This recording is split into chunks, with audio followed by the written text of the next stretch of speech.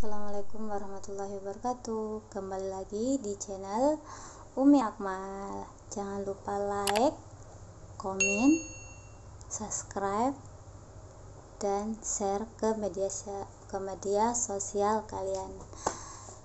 Kali ini saya mau sharing tentang dapat kerja.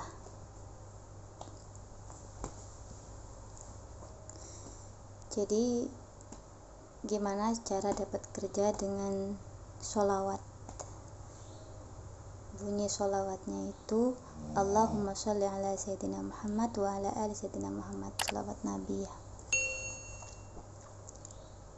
Pada tahun 2018, jadi saya kerja. Pertama perjanjian itu ada yang namanya gaji sebagai admin dan gaji sebagai marketing online. Tetapi pada prakteknya saya itu malah dapatnya cuman gaji adminnya saja kayak gitu. Dari situ saya melihat kalau itu hasilnya bulan pertama itu 800, bulan kedua ada 600, bulan ketiga itu 500, itu semua nggak keluar kayak gitu. Otomatis aku nggak mau dong ngerjain kerjaan sebagai marketing online, jadi saya fokus di ininya saja, fokus di adminnya kayak gitu.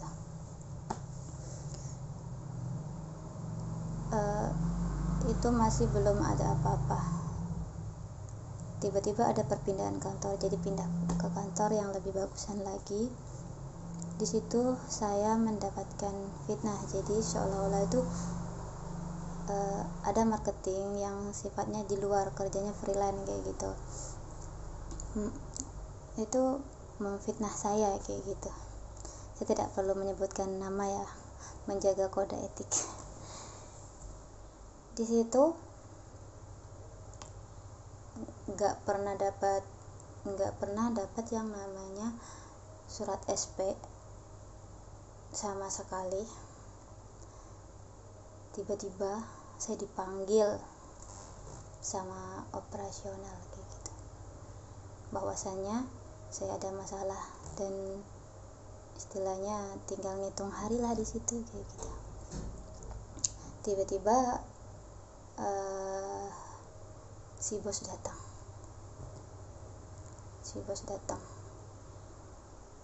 Cuman dia tidak langsung ke saya, dia langsung ke operasional. Cuman saya sebelum ketemu bos itu, sebelum dipertemukan dengan bos itu, 3 hari sebelumnya, saking saya untuk menahan sedihnya saya, ngebayang gak, saya tuh orang merantau jauh dari keluarga kayak gitu. Terus tiba-tiba saya ada kendala seperti itu kayak gitu, ya sedih dong kayak gitu. Dari situ cuman saya tuh nggak mau saya sedih, jadi saya menguatkan diri dengan bersolawat. Dan saking saya tidak mau sedih menjalani hari-hari saya yang cuma tinggal berapa hari di kerjaan itu, saya terus bersolawat. Saking saya pengen memustajabkan doa saya pengen segera banget dikabulkan sama Allah. Saya tuh setiap asar tuh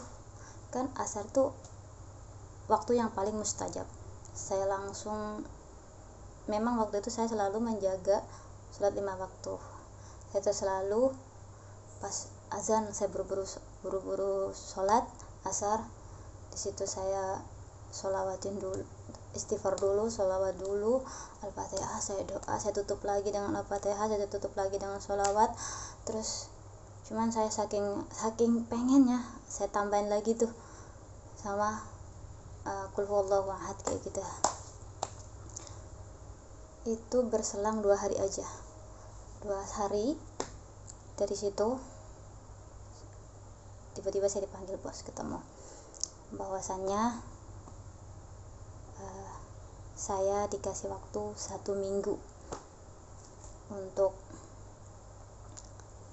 out di situ. Is okay. tinggal ngitung hari kan.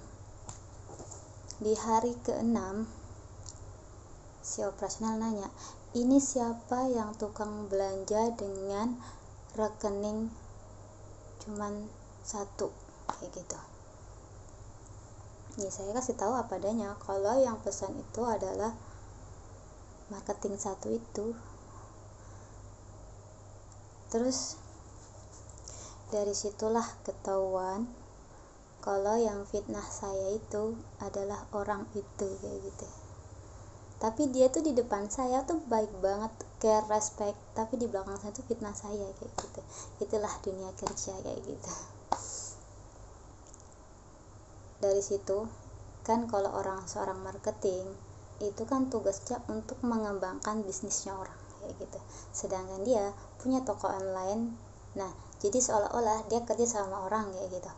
Dia kerja sama orang ini cuman kayak macam dijadiin kayak gimana sih ceritanya orang dropship, kayak gitu. Kita cuma ngambil barang dari sini, kita jual lagi di toko online-nya dia. Akhirnya kan yang tidak banyak orang yang kenal, yang dikenal kan tokonya dia dan bukan toko yang ini kan, kayak gitu. Intinya dia tidak melakukan pengembangan, kayak gitu. Tujuannya di sini kan bukan cuma laku banyak, tetapi kan gimana caranya mengembang, kayak gitu. Itu tokonya istilahnya, bukan mengembang tokonya, maksudnya berkembang, banyak orang yang tahu, akhirnya kan orang berlangganan, seperti itu. Nah ini jadinya yang berlangganan ke toko si marketing yang ini, ya gitu. Ya memang nggak salah sih, pinter-pinter aja sih, cuman dianya tuh nggak, istilahnya minimal lah ada etikanya, minimal ada ngomong kayak gitu. Kalau mau dropship jangan seperti itu, kayak gitu kan. Di situ kan dia kerja, bukan istilahnya mau jadi dropship, kayak gitu.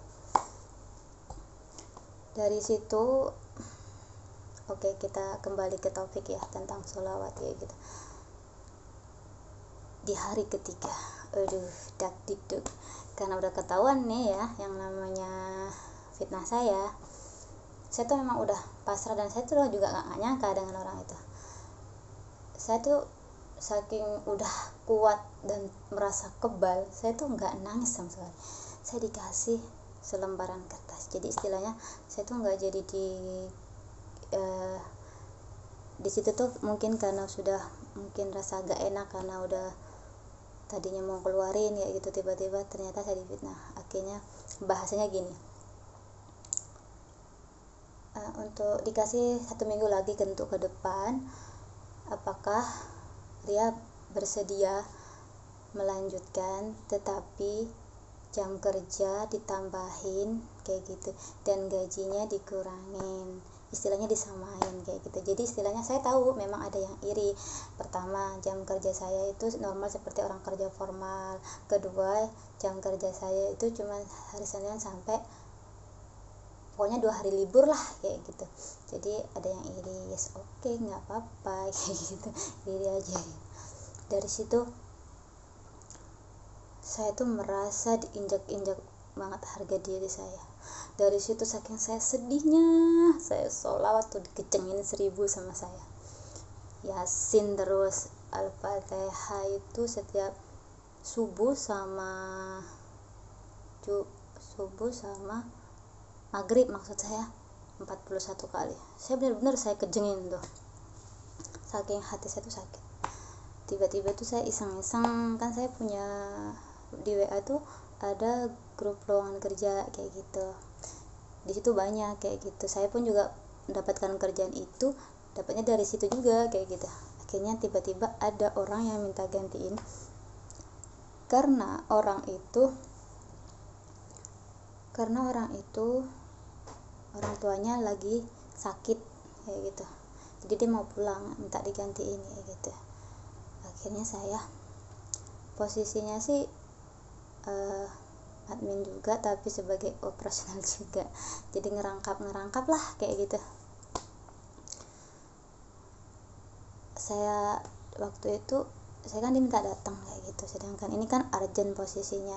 Nah kebetulan nih orang yang mau keluar ternyata itu bukan kepercayaan, istilahnya tuh kayak orang dalam, istilahnya kayak orang enak, kayak gitu.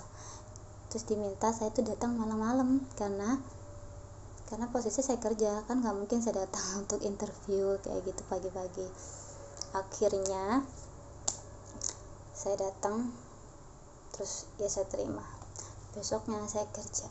Nah, mungkin yang di sana tuh bingung, kok nggak masuk kerja ya gitu. Tapi sebelum saya kerja di sana itu nggak langsung kerja sih, hari kedua kayak gitu baru masuk kayak gitu. Di hari pertama, hari keduanya harus kerja yang satunya. Nih, di kerja yang satunya ini saya tuh selesaikan semua tugas saya tuh tinggal save kayak gitu, tinggal dikirim kayak gitu. Habis saya tinggal tuh saya kerja di situ. Saya kerja dapat 1 mingguan. Saya dihubungi sama operasional yang satunya, katanya disuruh ke kantor selesaiin dulu kerjaannya.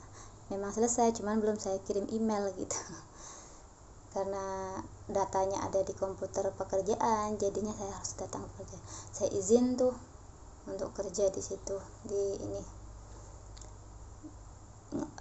ngirim laporan, terus sekalian minta sisa gaji saya. Dia bilang, kok kamu kalau mau berhenti kerja kok nggak bilang-bilang, katanya kayak gitu.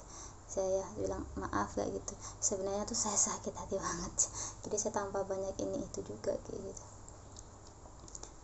Dari situ saya tidak mulus juga sih di kerjaan itu. Memang gaji oke sih, 3 juta pokok, tapi embel-embelnya tuh bisa 4 juta, bisa sampai 5 juta, tapi keseringan sampai 4 ke atas sih, kayak gitu yang saya rasain. Bosnya itu kayak apa ya, pelit juga, pokoknya dalam tanda kutip itu ya nggak bagus kayak gitulah. Dari situ saya langsung kejeng lagi tuh sama saya tuh sholawatnya. Saya bilang sama Allah, ya Allah, saya kan dipindahkan kerja ke sini atas izinnya, dan orangnya seperti ini.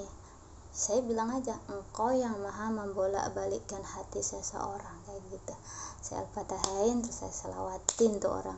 Tiba-tiba tuh orang baik banget, berkahnya dari salawat kayak gitu. Tapi sebelumnya tidak ujuk-ujuk sih saya bisa dapat situ. Jadi ceritanya tuh waktu saya kerja di yang satunya tadi itu, yang saya tinggalkan itu,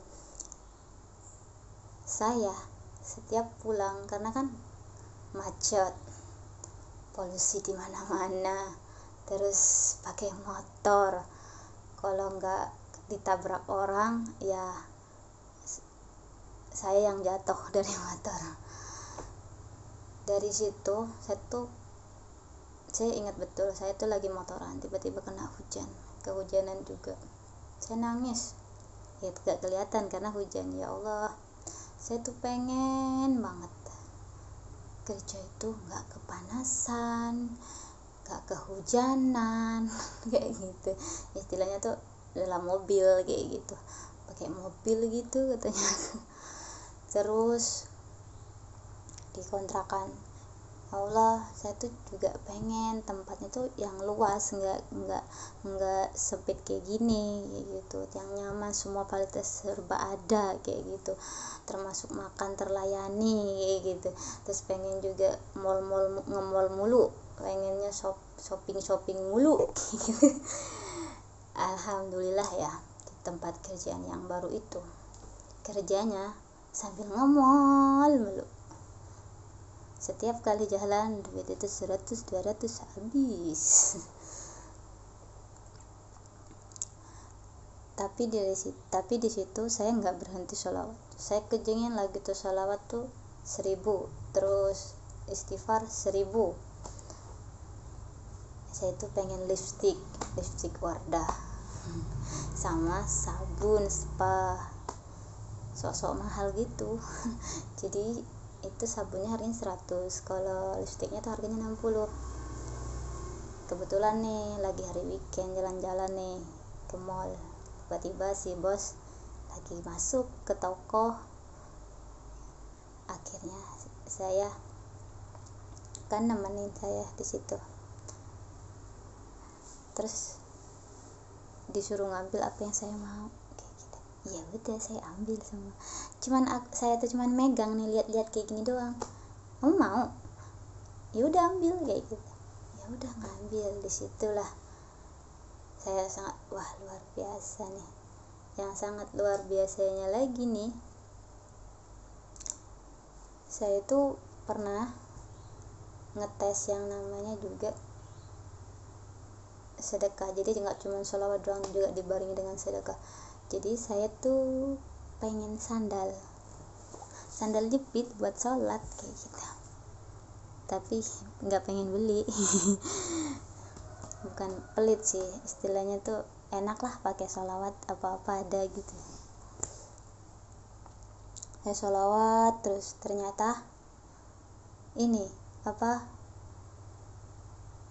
si mertuanya bos tuh lagi ngajak temenin mau cari lele ke pasar. Terus tiba-tiba saya tuh megang sandal. Dia nanya, buat apa sandal kayak gitu? Buat sholat katanya aku kan. Di pasar ada 2, swallow sama apa ya, nandu apa, lupa saya. Intinya itu harganya 18.000 sama 50.000. Ya saya disuruh milih, ya milih yang mahal dong, 50.000. Saya pilih ya gitu. Ya memang sih meskipun sandal jepit, kalau mahal beda rasanya di kaki, lebih enak, lebih lentur, lebih nyaman di kaki gitu. Lanjut berikutnya lagi nih, keajaiban dari dahsyatnya sholawat Nabi ini, dan dibarengi dengan sedekah dan sholat-sholat yang lain kayak gitulah.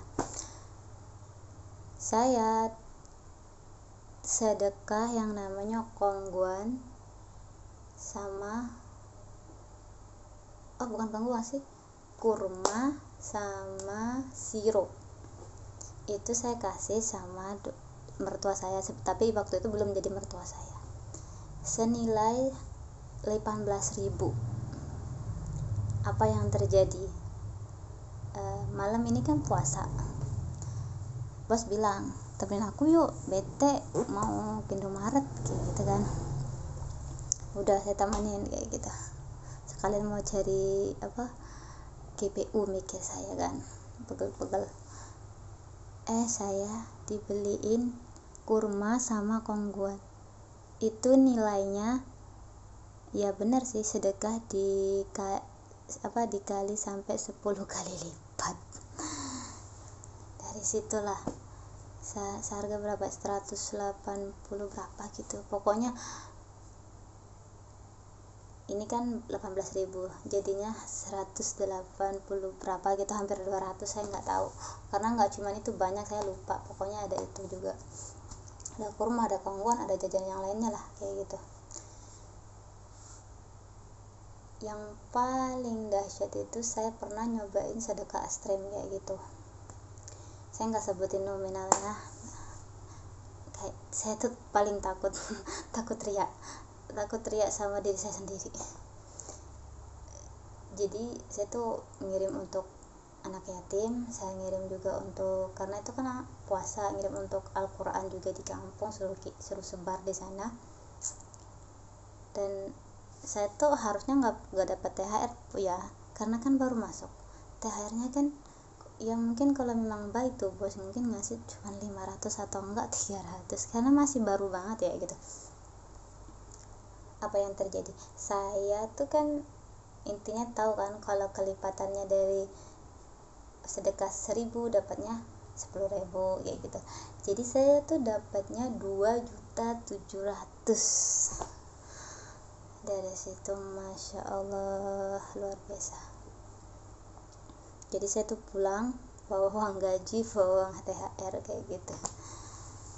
Tapi nggak sampai di situ kedahsyatan sholawat itu. Saya tuh mau balik lagi nih ke kampung kayak gitu. Dari kampung mau balik lagi ke kota. Di semalaman di kapal saya itu sholawat terus. Nyampe di Tanjung Priok itu saya tuh langsung kebingungan, duit saya cuma berapa, 500. Ngelihat bonus belum cair, uangnya tinggal 500, ngelihat kereta udah pada penuh, meskipun ada tapi harganya mehong, mau naik pesawat nggak cukup. Akhirnya saya, apa yang terjadi, saya ngasih tahu kalau saya tuh udah sampai di kota kayak gitu, tapi saya kehabisan uang kayak gitu. Dia tanya apa, KTP-nya mana, saya kasih tahu, ujuk-ujuk dikirimin ini, kamu pergi langsung ke tempat bandara. Amazing tahu. Dan saya tuh baru ngeh, iya ya, kenapa saya dapat kemudahan ini. Ternyata aku baru ingat kalau semalaman di kapal saya sholawat kayak gitu. Setelah itu nggak berhenti dari situ, saya tiba-tiba dikasih lagi itu duit sama bos senilai 2.600.000. Dan katanya yang kemarin 500-nya dipotong uang